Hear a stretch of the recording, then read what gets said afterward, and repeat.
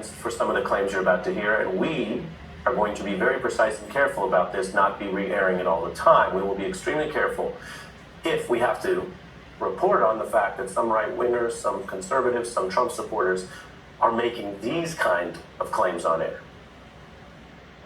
I do not think it's beyond this administrative state and their deep state apparatus to actually try to work on the assassination of President Trump. I think everything's on the table. Your former police commissioner, he said that their next move will be assassination if they don't take him down after this. He posted that to Twitter, Bernie Carrick. I am deathly afraid for Donald Trump. I would not put assassination behind these people.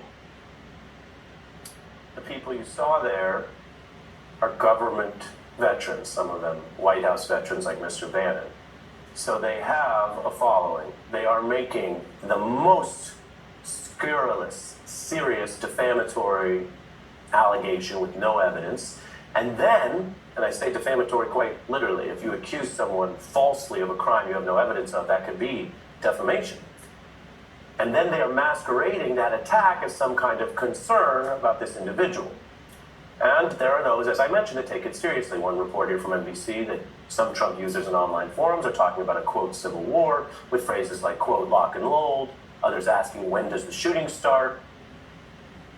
A judge who has been identified by some as the one who signed off on this search warrant is already facing death threats. And online, they have pulled the page about him from the Southern District of Florida website, access denied. We know that's what the page says. We can't say exactly why. We're at the beginning of whatever this is. We are past the point of violence being directly encouraged and supported by Donald Trump and some others around him as a means of interfering with democracy, voting, the peaceful transfer of power. This is serious. Sadly, some of this is what we have seen in other playbooks. History can be, in many ways, a depressing guide.